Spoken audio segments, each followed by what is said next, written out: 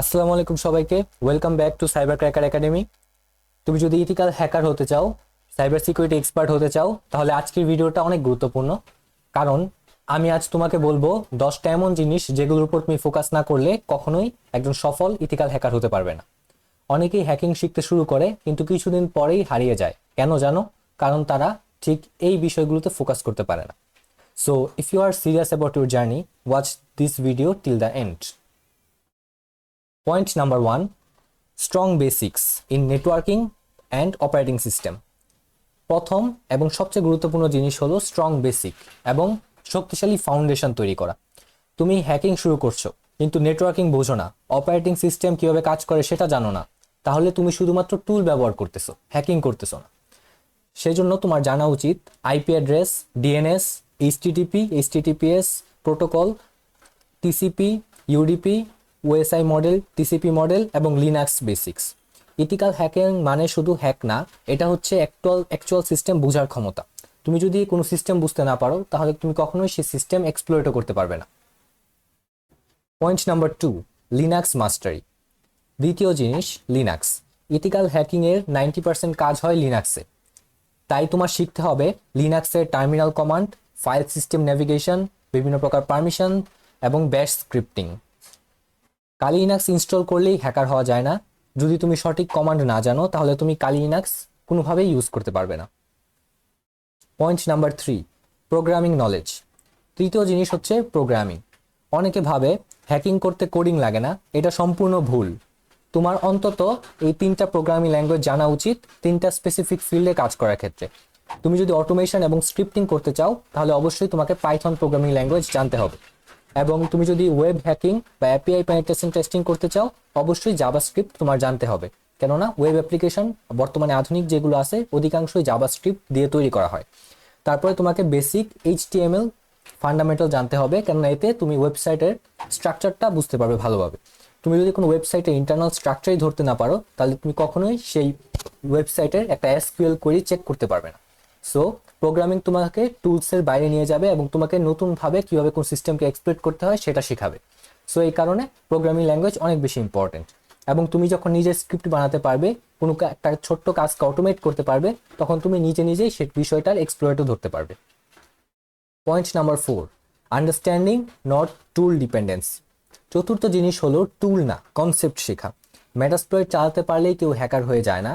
তুমি মেটাস্প্লয়েট যখন চালাও তখন এই প্রশ্নটা করো যে এই টুলটা কি করতেছে, আসলে ভেতরে কি প্রসেস হচ্ছে, এক্সপ্লয়েট কিভাবে কাজ করতেছে। শুধু র্যান্ডম এক্সপ্লয়েট মেটাস্প্লয়েট থেকে ধরে এনে চালালেই হবে না, তোমাকে বুঝতে হবে যে আসলে এখানে কি হচ্ছে। যদি তুমি শুধু বাটন ক্লিক করো তাহলে তুমি শুধু স্ক্রিপ্ট কিডি হয়ে থেকে যাবে, কখনোই রিয়েল হ্যাকার হতে পারবে না এবং রিয়েল হ্যাকারের কনসেপ্টও বুঝতে পারবে না। Point number 5, problem solving mindset.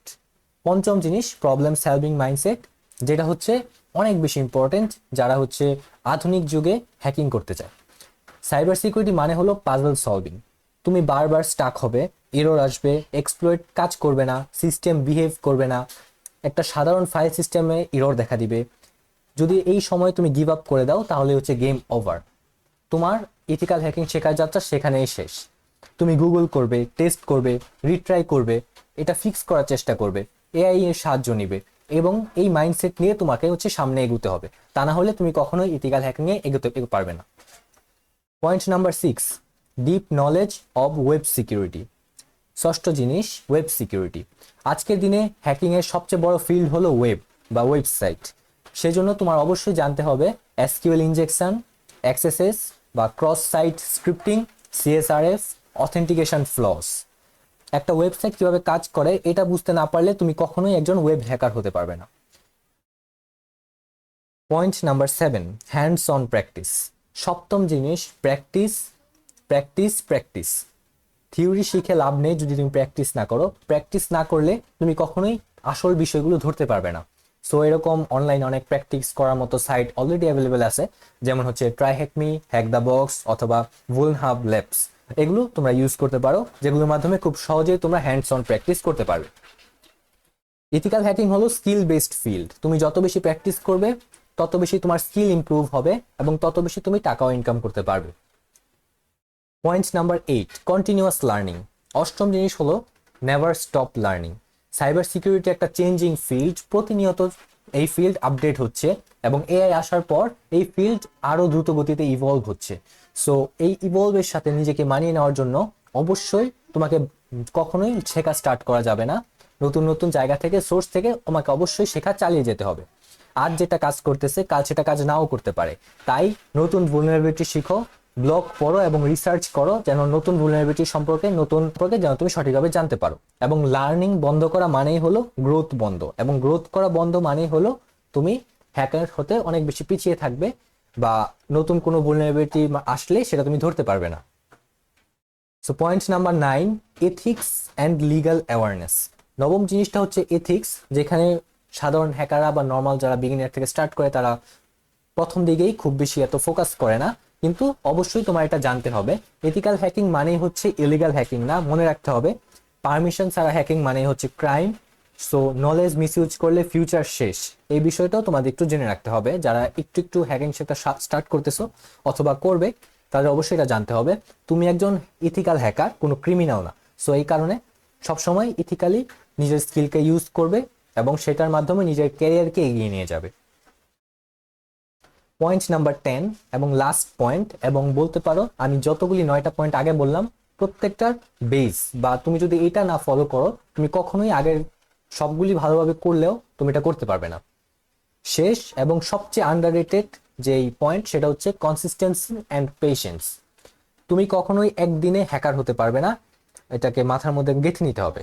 একটা হ্যাকার হওয়া এত সহজ না, কয়েক বছরের পরিশ্রম, বছরের এক্সপিরিয়েন্স এই ক্ষেত্রে দরকার হয়। আমি বছর বলতেছি এক্সপিরিয়েন্স থেকে, এবং সেটা যদি তুমি আরো ডেডিকেশনলি করো তাহলে সেটা আরো সময় কম লাগতে পারে।